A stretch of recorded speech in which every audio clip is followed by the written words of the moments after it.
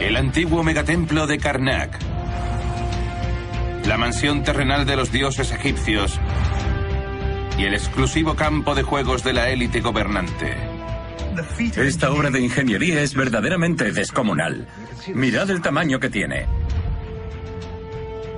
Pero ¿hasta dónde se remonta la historia de este lugar?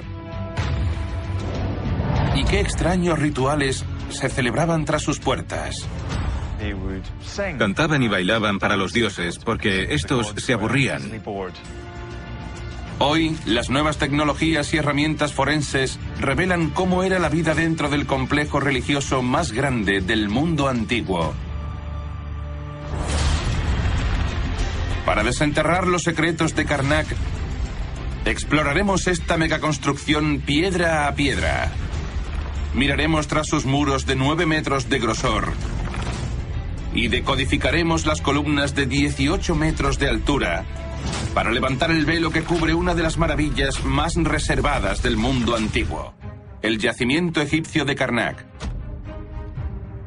Una generación tras otra de faraones construyó templos aquí en honor a su propio gobierno.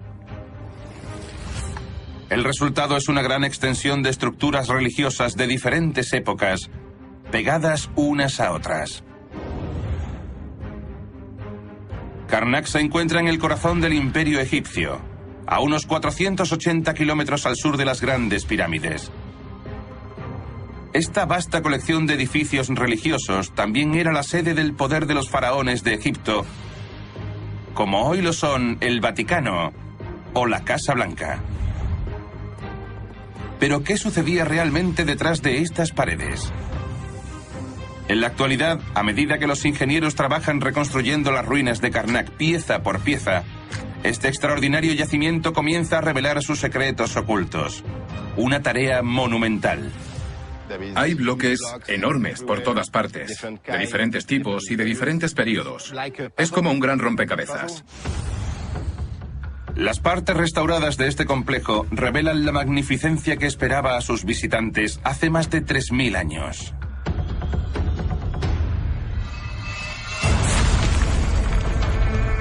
La élite que tenía acceso a Karnak accedía por la inmensa sala hipóstila. Aquí eran recibidos los dignatarios extranjeros y los poderosos faraones descansaban bajo sus enormes columnas. Detrás, los obeliscos de la sala de festivales enmarcaban una entrada exclusiva para los sacerdotes y los faraones a los templos internos. En el corazón de este santuario secreto interior se encuentra el templo más antiguo conocido. Pero los expertos sospechan que este lugar era venerado desde hacía tanto tiempo que podría haber templos incluso más antiguos ocultos entre las ruinas.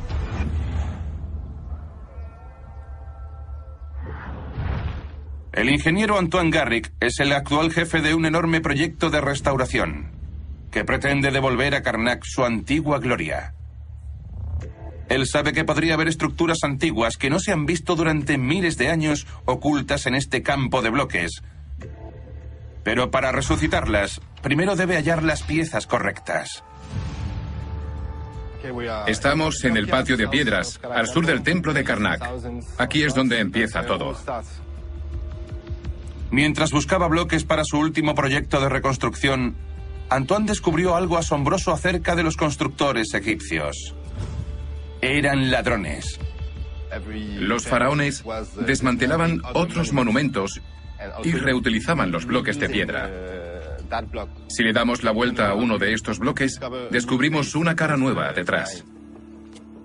Examinar los escenarios de estos crímenes arquitectónicos revela algunas sorpresas. Quizás la mayor de todas fuera la hallada en las ruinas de una de las grandes paredes de Karnak. En la propia estructura de una pared medio destruida, los arqueólogos encontraron los restos de cientos de bloques robados. Son las piezas de un templo completo llamado la Capilla Blanca. Una magnífica obra de Sestrosis I, un antiguo faraón. Llenó la capilla con inscripciones que representaban su jubileo.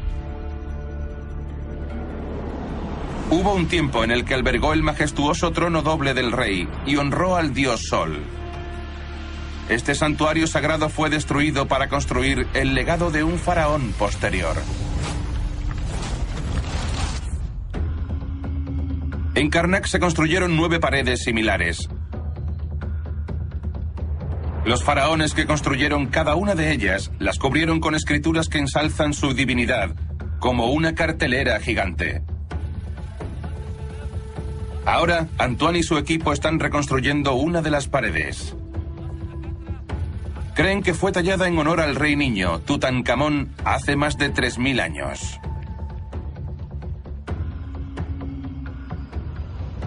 Completando este rompecabezas de 9 metros de altura, Antoine espera revelar la historia olvidada del reinado de Tutankamón, borrada por los gobernantes que lo sucedieron.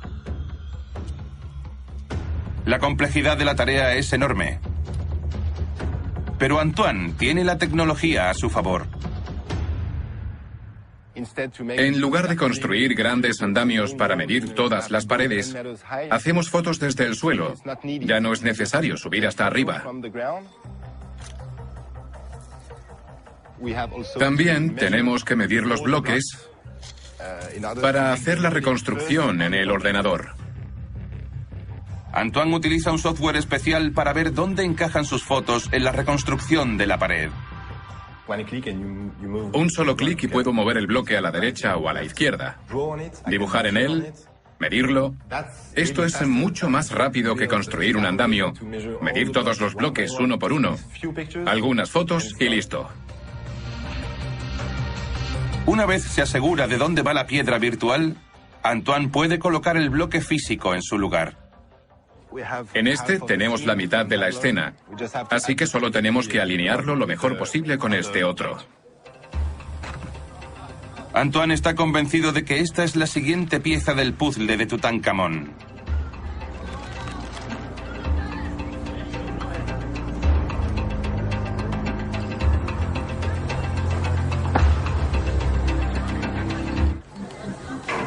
A continuación, debe alinear las inscripciones perfectamente para terminar el trabajo. Tenemos que levantar un poco el bloque para que tengan la altura correcta.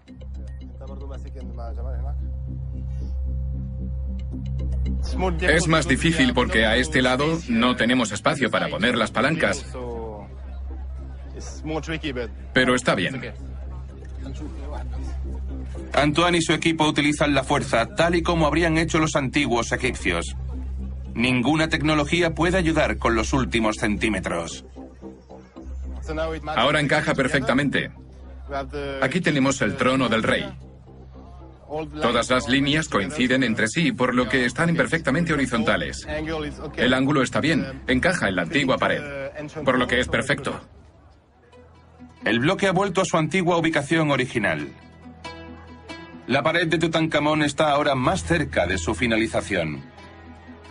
Estamos colocando los bloques sobre piedras nuevas. Y estos huecos que quedan entre los bloques los rellenamos con mortero de cal. Antoine utiliza técnicas modernas para colocar este bloque en su lugar. Pero trabajar la obra de los egipcios le permite saber cómo completaron la tarea. Antiguamente hacían el mortero con una mezcla más líquida porque las juntas eran mucho más finas. Los antiguos egipcios hacían ranuras verticales especiales para verter el mortero líquido entre las finísimas juntas. El mortero líquido se vertía por aquí para sellar la junta. Los restauradores actuales tienen la suerte de contar con máquinas modernas que mueven los bloques de 2 toneladas hasta su posición. Hace 3500 años, los egipcios usaban herramientas mucho más primitivas. En lugar de grúas, los antiguos egipcios fabricaban ladrillos de barro del Nilo y los apilaban formando una rampa de poca pendiente.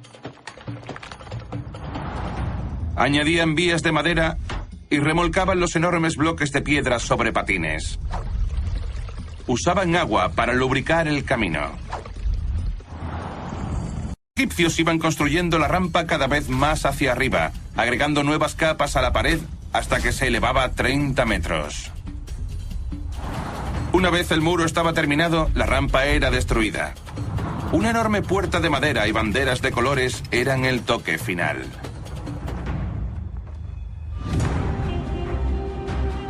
Al reconstruir las ruinas de las estructuras olvidadas de Karnak, los expertos han descubierto pruebas de los extraños rituales y prácticas de los antiguos faraones. Pero para entender verdaderamente lo que sucedía en Karnak, los científicos deben buscar pistas en otros lugares. Estos restos humanos fueron una vez personas importantes en la vida diaria del templo.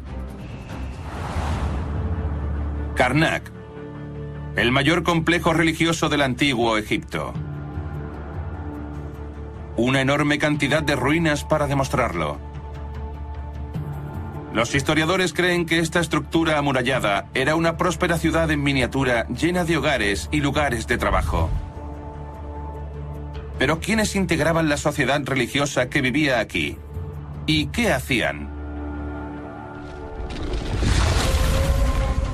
Para hallar esta ciudad escondida, hay que viajar a lo más profundo de Karnak, mucho más allá de los obeliscos, hasta el laberinto sagrado de antecámaras reservadas al rey y a su séquito espiritual. Dentro de estas habitaciones secretas, los sacerdotes y sus ayudantes religiosos celebraban ceremonias y rituales a diario. Pero al final de la jornada laboral, todos se retiraban a la aldea oculta más allá. Un complejo amurallado de cientos de casas de barro, donde trabajaban y vivían miles de personas. Una sociedad secreta que sostenía el poder colosal del templo.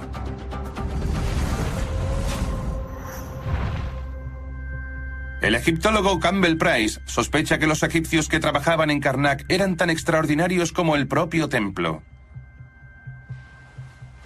Y hoy, con la ayuda de su colega Lydia McKnight, tiene la oportunidad de poner a prueba sus sospechas.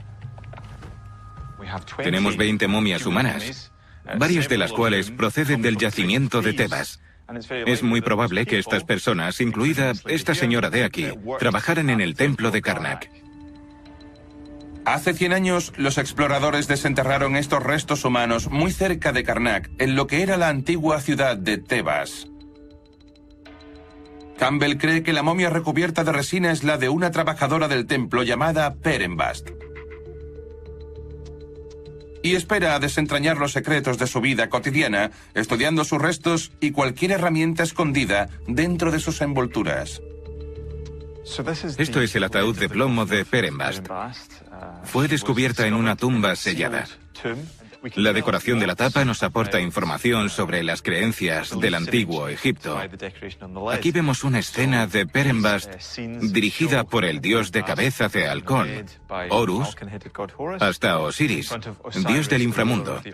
Y aquí abajo vemos algunos jeroglíficos que son una oración a los dioses para asegurar que Perenbast tuviera una exitosa vida futura. ¿Y hay algo en el ataúd que nos indique cuál era su papel en el templo? Justo en la parte inferior se puede ver su título. Era Shema It En Imen, que significa cantante. Era cantante en el templo de Amón. Es una prueba irrefutable de que trabajaba en Karnak. Campbell piensa que el papel de Perenbast como cantante del templo era muy diferente al de un cantante de coro de iglesia hoy en día. Pensamos que formaba parte de un grupo reducido de mujeres ricas que tenían acceso a las partes internas del templo donde se guardaba la estatua del dios para cantarle y bailarle, porque los antiguos dioses egipcios se aburrían con facilidad y había que entretenerlos. Perenbast cantaba a la estatua de Amón-Ra a diario, para que el dios Sol estuviera feliz. Pero en fechas claves del calendario, su trabajo era aún más importante. Es probable que Perenbast se pasase todo el año esperando el festival de Opet. Cuando las aguas del Nilo se desbordaban y el faraón llamaba a toda la ciudad a Karnak para adorar a los dioses. Dentro del templo, el sacerdote vestía la estatua del dios Amón-Ra, mientras Perenbast y sus compañeras cantaban sus alabanzas. La estatua era sacada del templo, la música llenaba el aire, y la muchedumbre cubría la estatua de ofrendas. El desfile continuaba durante muchos días. Finalmente, la estatua era devuelta al templo con la esperanza de que las crecidas volvieran a producirse el año siguiente. Campbell quiere saber qué edad tenían estas personas cuando fueron momificadas. Eso podría revelar pistas sobre su clase social. Lydia le muestra el escáner de una momia similar en la que ha estado trabajando y sugiere que mujeres como Perenbast alcanzaban una edad sorprendentemente avanzada. En la columna vertebral vemos pequeñas espuelas óseas, algo muy común de la osteoartritis. Se producen por el desgaste del esqueleto, con el envejecimiento. Eso indica que cuando falleció tenía entre 50 y 60 años. Una mujer común en el antiguo Egipto tenía una esperanza de vida de unos 30 años. El hecho de que las trabajadoras de Karnak vivieran el doble indicaba que llevaban una vida llena de opulencia, aisladas de la sombría realidad más allá de las paredes del templo. Lydia ve otros horripilantes detalles sobre las momias en los escáneres. Viendo los escáneres, observamos que le extirparon el cerebro. Campbell sospecha que los antiguos egipcios estaban confundidos con respecto a cómo funcionaba el cuerpo humano. Los antiguos egipcios creían que pensábamos con el corazón en lugar de con la cabeza, así que quitaban el cerebro porque no pensaban que lo necesitáramos en la otra vida. Los antiguos egipcios quitaban todo lo que no se consideraba esencial para el último encuentro con los dioses. Después, envolvían el cuerpo en muchas capas de lino y lo cubrían con una densa resina negra para evitar que se pudriera. Campbell cree que dentro de las envolturas podría haber otras pistas sobre el estatus social de las cantantes del templo. Los escáneres de los restos de Perenbast muestran extrañas formas. ¿Pueden ser amuletos valiosos? ¿Una clara señal de un entierro de alto estatus? En el escáner observamos perfectamente dos formas. Campbell quiere saber qué son esas formas, pero las envolturas son demasiado delicadas para abrirlas. Por ello, ha pedido a un colega que aísle las imágenes de esas extrañas formas. A continuación, utiliza un sofisticado software para crear una representación perfecta de los objetos en 3 dimensiones. Esta maqueta revela detalles que nadie ha visto en casi 3000 años. Como se puede ver, tiene un jeroglífico muy distintivo. Es el ojo del dios Horus. Y sabemos que en la mitología egipcia se creía que el ojo de Horus era un fuerte símbolo de protección. Este símbolo en su cuerpo momificado protegía al difunto. También vemos otras formas en el escáner. Una de ellas parece representar un escarabajo. Campbell sospecha que podría ser similar a los amuletos de escarabajos que ha descubierto en otras momias. Este era un amuleto muy importante que siempre se colocaba sobre el pecho de la momia. Algunos ejemplos tienen un texto jeroglífico inscrito en la parte inferior. Normalmente un hechizo que aconseja al corazón no revelar todas las cosas malas que ha hecho el difunto en vida, si los dioses no lo dejan acceder a la otra vida. El descubrimiento de los amuletos y el hecho de que estuviese momificada sugiere que Perenbast era un miembro altamente valorado de la sociedad élite de Karnak. Llevaba una vida de lujo y adulación, igual a la de una estrella del rock actual. Una vida inimaginable para los que estaban fuera de las paredes del templo. Las enormes salas de Karnak y el laberinto de cámaras eran un lugar de trabajo exclusivo y diferente a todo lo que el mundo había visto antes. Pero ¿cómo y por qué este templo alcanzó una escala tan épica? ¿Podría la prueba desenterrada en esta antigua cantera ofrecer nuevas pistas? El complejo del poderoso templo de Karnak no fue diseñado solamente con los seres humanos en mente. Los egipcios esperaban crear mansiones terrenales para los dioses, lugares en los que los inmortales pudieran relajarse cuando visitaran la tierra. Pero ¿cómo crear una casa digna de un dios?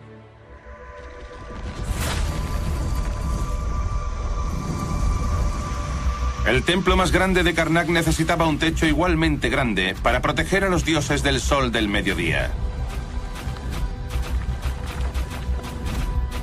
Necesitaban enormes vigas para abarcar las grandes distancias entre las columnas y que pudieran apoyarse sobre cientos de puntales de piedra. En el pasillo central se utilizaron bloques aún más grandes para salvar la distancia. Estas vigas eran la clave para crear una monumental obra de ingeniería antigua que permitió dar sombra a la sala y al dios que descansaba en ella.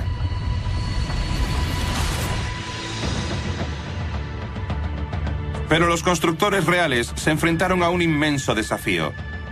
La piedra caliza local, similar a la roca utilizada para construir las pirámides, se rompía bajo su propio peso cuando se apoyaba sobre las columnas. Los antiguos egipcios necesitaban un material mucho más resistente para construir este enorme techo.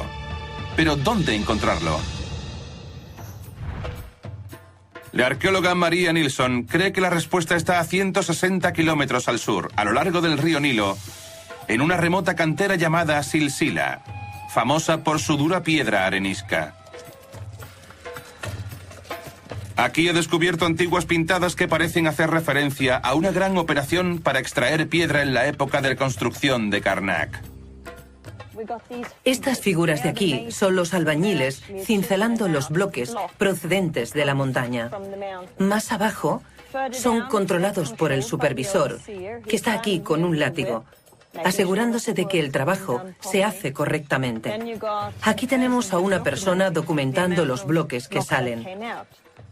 Lo realmente interesante es que aquí tenemos a un médico ocupándose de las lesiones de los trabajadores.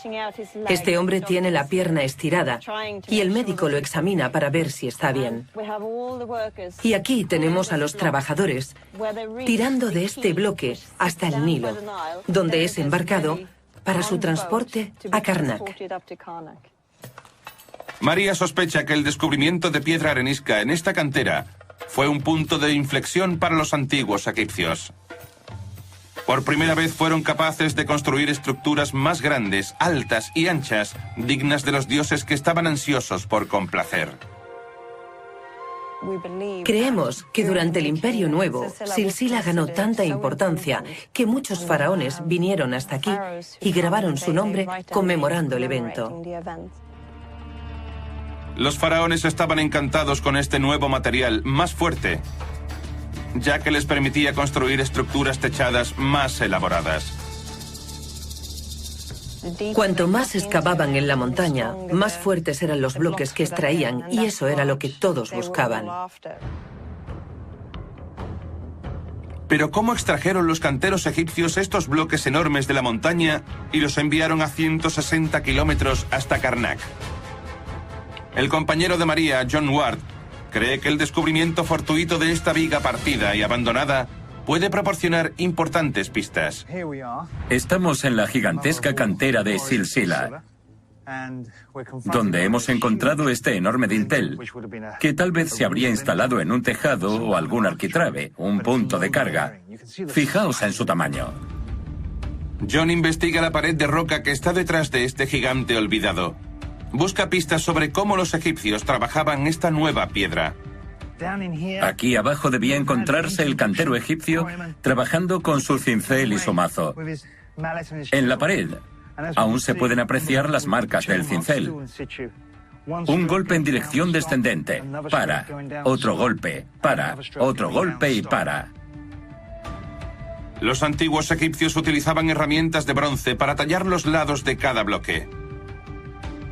Después introducían cuñas de metal debajo de los dinteles para liberar las piedras.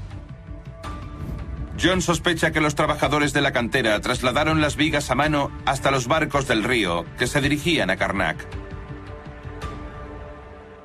Esta obra de ingeniería es verdaderamente descomunal. Es increíble pensar que estos inmensos dinteles eran levantados a peso por los hombres y transportados sobre patines a lo largo de rampas hasta las barcazas que aguardaban en el Nilo. John y su equipo están buscando pistas de que los egipcios construyeron una extensa red de carreteras para ayudar a los canteros a sacar las enormes vigas de la cantera. Estamos definiendo el camino que llega hasta donde nos encontramos y que permitía el transporte de estos bloques desde la cantera hasta el Nilo, desde donde las barcazas iban al templo de Karnak.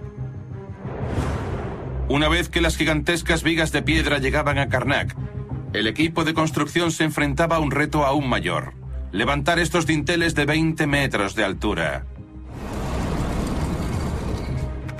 En primer lugar, los egipcios construyeron las columnas bloque a bloque, siguiendo un patrón de tablero de ajedrez a lo largo de la sala.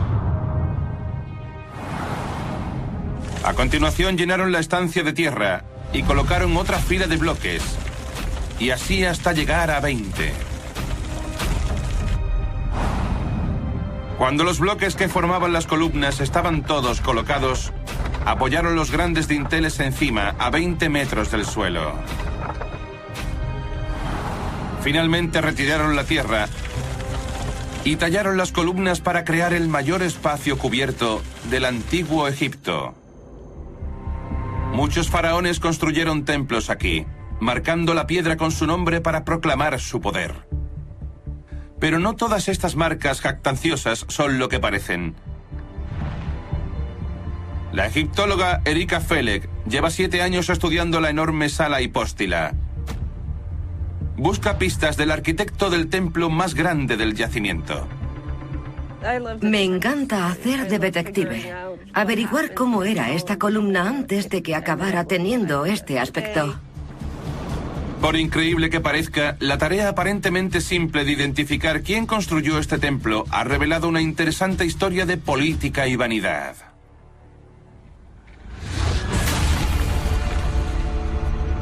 La sala hipóstila es una galería de obras de arte antiguas. Las 134 columnas fueron decoradas con inscripciones de arriba a abajo.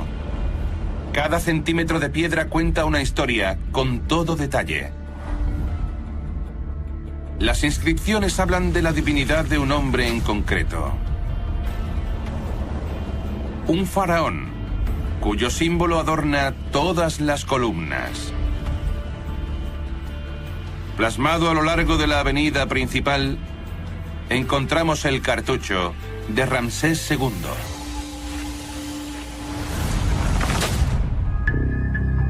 Ramsés II es apodado el Constructor.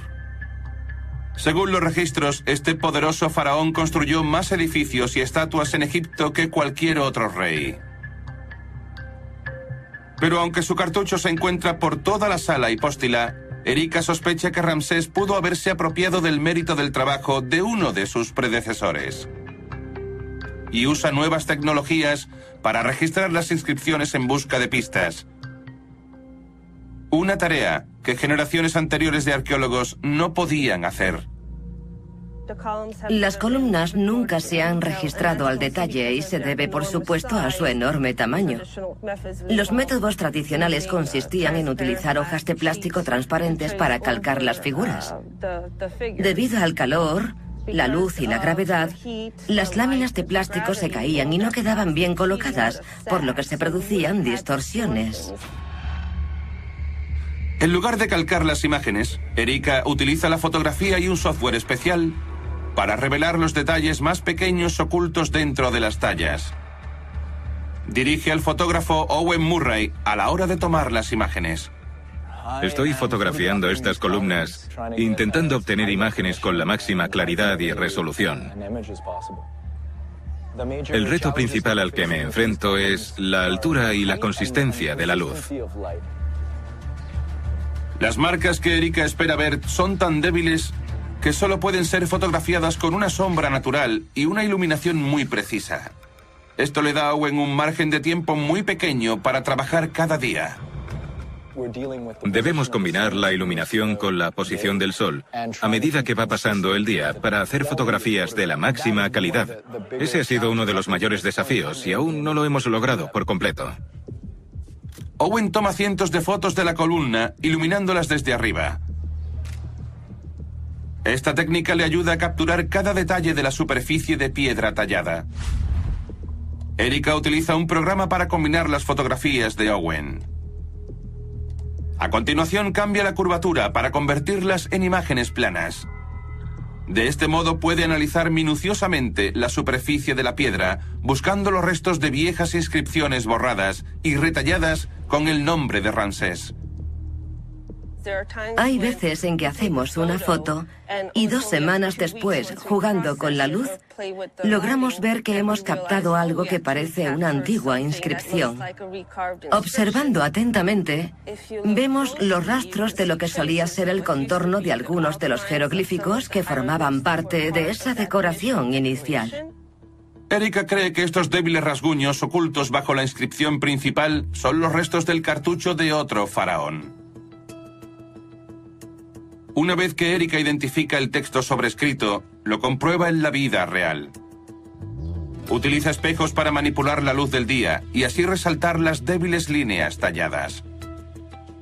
Los 2 óvalos grandes que se ven contienen los nombres de Ramsés II. Detrás de ellos aún se puede apreciar el contorno del nombre de Seti I. En los puntos claves de la sala, especialmente a lo largo del pasillo central, más grande y visible, el nombre de Ramsés sobrescribe el de su propio padre, Seti I.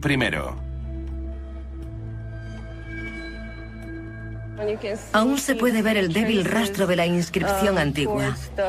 A la izquierda, donde pone Ramsés II. Ramsés estaba desesperado por reemplazar el nombre de su padre por el suyo, pero el viejo faraón le dificultó el engaño hasta un grado casi imposible. El padre de Ramsés era un gran conocedor del arte. Sus tallas eran elaboradas, con contornos profundos y figuras muy resaltadas. Así que cuando Seti murió y Ramsés se hizo con el trono, el nuevo faraón se enfrentó a la difícil tarea de borrar la memoria de su predecesor. Ramsés erigió andamios alrededor de los pilares y ordenó cortar las imágenes, pero no logró deshacerse de los profundos contornos. En su apremio, simplemente talló su nombre encima con contornos poco profundos. Finalmente utilizó una fina capa de yeso para ocultar los débiles rastros de su padre, que solo han revelado el desgaste del tiempo. Ramsés proclamó su poder, reclamando la sala hipóstila para sí. Pero sorprendentemente, esta imponente estructura no es el monumento más alto en el lugar. Ese título lo ostentan los obeliscos. ¿Cómo se hicieron estas colosales tallas individuales y cómo las trajeron los antiguos egipcios hasta aquí?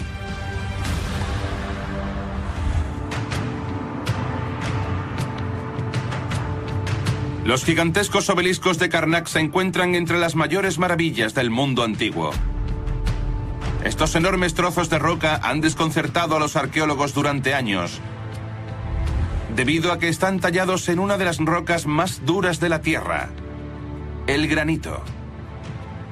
Los obeliscos son un gran misterio del antiguo Egipto, no por los motivos por los que los construyeron, sino por cómo los hicieron. ¿Cómo trabajaban los antiguos egipcios los materiales más duros con solo herramientas primitivas?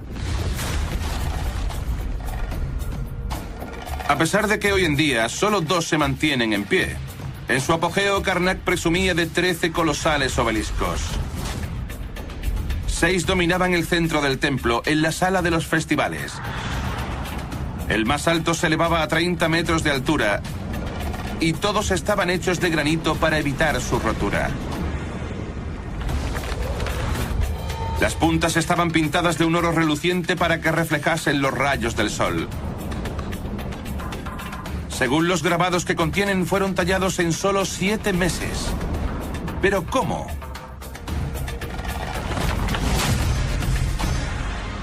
Adel Kelani ha dedicado su carrera a desenterrar los secretos de los albañiles egipcios. Está convencido de que los cinceles de metal utilizados para construir las pirámides de piedra caliza y los templos de arenisca tenían poco efecto en el duro granito que empleaban para construir los obeliscos.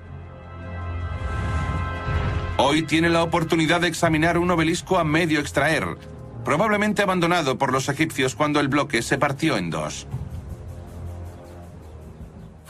Afortunadamente para nosotros no está terminado, porque eso nos da muchas pistas sobre cómo los egipcios extraían los obeliscos del granito. Adel examina la superficie de la piedra en busca de marcas reveladoras, pero las mellas que encuentra son difíciles de interpretar. A continuación mira en la tierra, bajo la piedra, y descubre algo sorprendente. encontramos ceniza y carbón. Esto es muy importante para nosotros, porque el fuego era la técnica principal para dividir la dura piedra. El sorprendente descubrimiento de carbón sugiere que el fuego pudo haber jugado un papel importante en la extracción de los bloques. Para probar la teoría, Adele enciende algunas hogueras sobre una zona de granito. Quiere ver si calentar y enfriar la roca inmediatamente facilita el trabajo. Tenemos que probar la técnica del fuego y ver cómo ayuda a acelerar el trabajo. El equipo vigila atentamente la temperatura, mientras comprueba si hay señales de debilidad. Se oyen crujidos muy fuertes. Los obreros incluso se han asustado al pensar que la piedra pueda caer con nosotros encima.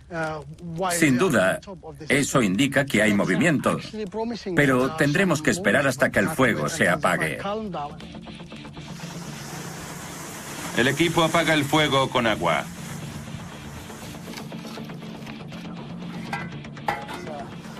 Vaya. De cerca se ve perfectamente que la piedra se ha agrietado. Este es el resultado de apagar el fuego con agua. Parece haber destruido toda la superficie. Para probar si el fuego ha debilitado la roca, facilitando el trabajo, Adele pide al equipo que golpee la roca caliente. Para comparar, pone a otro grupo a trabajar en la superficie sin tratar. Ambos martillean durante 9 minutos. A continuación, Adele examina los resultados. Vamos a medir cuánto ha logrado cada equipo en estos 9 minutos. Este ha cortado unos 5 centímetros. Y este unos milímetros. La diferencia es enorme. El agujero tratado con calor tiene 5 centímetros de profundidad, por lo que es 10 veces más rápido que trabajar en la roca no tratada. Un resultado impresionante. Es una teoría, pero Adele cree que el fuego fue la clave para construir los obeliscos de granito de Karnak. Pero ¿cómo transportaron estos monolitos de 450 toneladas hasta Karnak? Los historiadores creen que los egipcios cavaron profundos canales en el paisaje para que las aguas del Nilo fluyeran hasta las canteras. De modo que suspendieron el obelisco sobre el agua y pasaron un barco cargado de piedras por debajo.